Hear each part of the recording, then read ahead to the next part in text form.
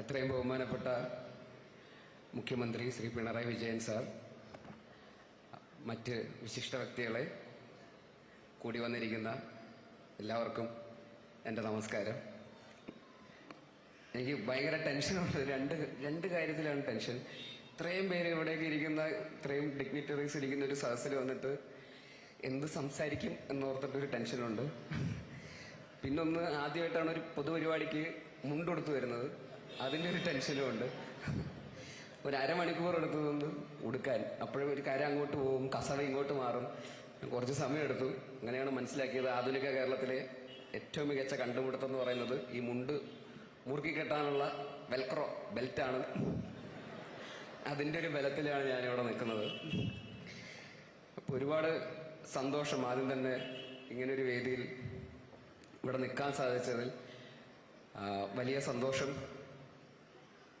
എന്നെ സംബന്ധിച്ചിടത്തോളം ഞാൻ തിരുവനന്തപുരത്ത് എഞ്ചിനീയറിംഗ് കോളേജിലും ടെക്നോ പാർക്കിലൊക്കെ ജോലി ചെയ്തിരുന്ന സമയത്തൊക്കെ തിരുവനന്തപുരമായിട്ട് കുറേ കാലം 7 വർഷത്തോളം ഇവിടെ കറങ്ങിത്തിരിഞ്ഞ് നടന്നതാണ്. അപ്പോൾ അങ്ങനെ ഇരിക്കുമ്പോഴാണ് ഇപ്പോൾ ഇത്തവണ ഓണം എങ്ങനെ ആഘോഷിക്കും, എന്ത് ചെയ്യും എന്നൊക്കെ ആലോചിച്ചിരിക്കുമ്പോഴാണ് ഇങ്ങനൊരു വിളി വന്നത്. അപ്പോൾ ഉച്ചയ്ക്ക് നിയമസഭയുടെ മുമ്പിൽ കൂടെയൊക്കെ ഫോട്ടോ എടുക്കാനൊക്കെ പോകുമ്പോൾ പോലീസൊക്കെ ഓടിച്ചു വിടുമായിരുന്നു. പടാ എന്ന് പറഞ്ഞിട്ട്, ഇവിടെ ഫോട്ടോ എടുക്കാനൊന്നും പറ്റൂല എന്ന് പറയായിരുന്നു. ഇന്ന് അവിടെ പോയിരുന്ന് മുഖ്യമന്ത്രിയോടൊപ്പം സദ്യ കഴിക്കാൻ സാധിച്ചു.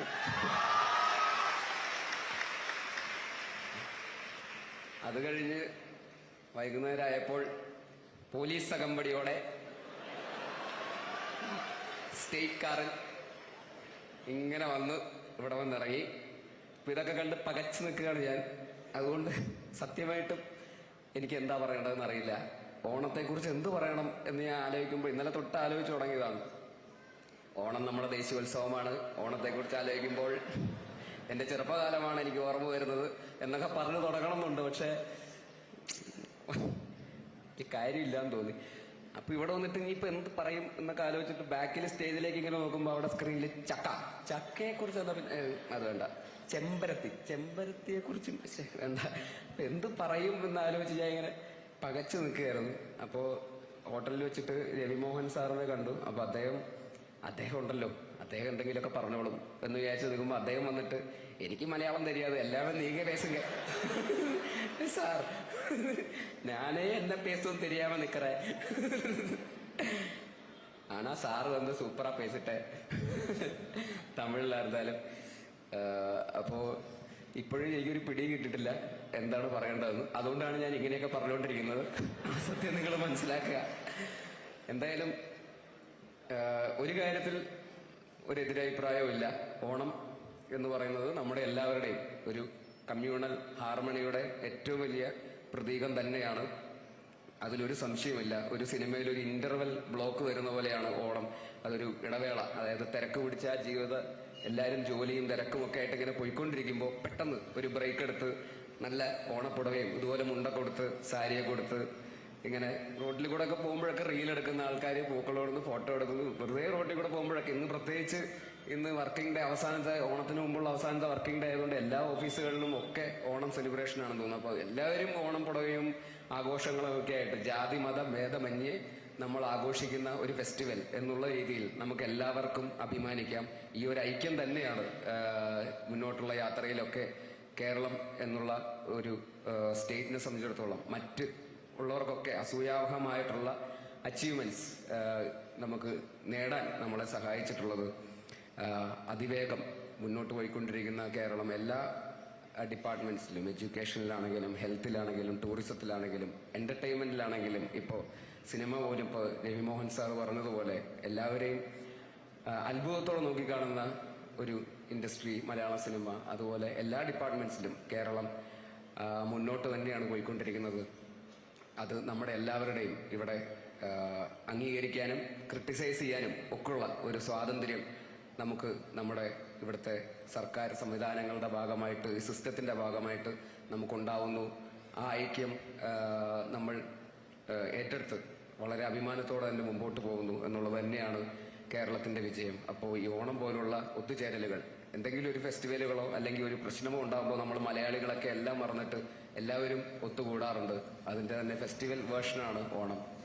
തീർച്ചയായിട്ടും ഇത് എന്താ പറയുക, മുന്നോട്ടും കേരളത്തിൻ്റെ ഒരു വളർച്ചയ്ക്കും സർക്കാരിൻ്റെ നല്ല ഒരു സർക്കാരിൻ്റെ നേതൃത്വത്തിലുള്ള ഈ വളർച്ചയ്ക്കും ഒക്കെ നമ്മളുടെ ഈ ഐക്യവും ഇതുപോലുള്ള കൂടിച്ചേരലുകളും ഈ ഒരു കമ്മ്യൂണലി നമ്മളെല്ലാവരും ഒരുമിച്ചുള്ള ഈ കൂടിച്ചേരലുകളും വലിയൊരു പ്രചോദനമാവട്ടെ.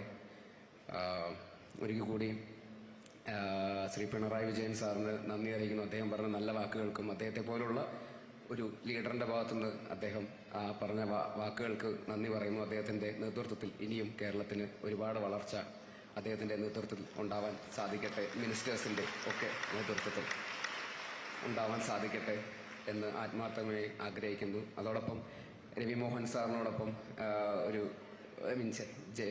ജയൻ രവി പേര് രവി മോഹൻ സാറിനോടൊപ്പം ഈ വേദി പങ്കിടാൻ സാധിച്ചതിൽ ഒരുപാട് സന്തോഷം. അദ്ദേഹത്തോടൊപ്പം ഈ അടുത്തൊരു സിനിമയിലും അഭിനയിക്കാൻ ഭാഗ്യം ലഭിച്ചു. അന്ന് അദ്ദേഹം വളരെ വെൽക്കമിങ് ആയിരുന്നു.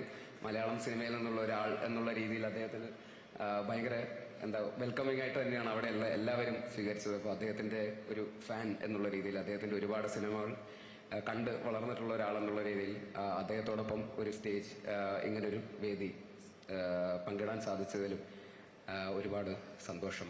ഒപ്പം മറ്റ് മന്ത്രിമാർ, ശിവൻകുട്ടി സാർ, റിയാസക്ക, ഇപ്പൊ പറഞ്ഞ പോലെ ജെൻസി മേയർ, ഞാൻ ഇവിടെ നിന്നിട്ട് ചോദിക്കും എന്താ പറയുക ഓണത്തെക്കുറിച്ച്. മേയറിൻ്റെ അടുത്ത് ഇങ്ങനെ ചോദിച്ചുകൊണ്ടിരിക്കുകയായിരുന്നു. മേയർ പറയുന്നത് തമിഴിൽ എന്തെങ്കിലും പറ. രവിമോഹൻ സാറ് തമിഴിൽ പറഞ്ഞെങ്കിൽ തമിഴിൽ പറ, അങ്ങനെ എന്തെങ്കിലും പറ. അങ്ങനെ അദ്ദേഹത്തിന്റെ പ്രസംഗം കേട്ടുകൊണ്ടിരിക്കുകയായിരുന്നു. പറയാനുള്ളതൊക്കെ പുള്ളി പറഞ്ഞല്ലോ, ഇനിയിപ്പോൾ എന്ത് പറയും എന്നൊക്കെ പറഞ്ഞ് ഞങ്ങൾ സംസാരിച്ചുകൊണ്ടിരിക്കുകയായിരുന്നു.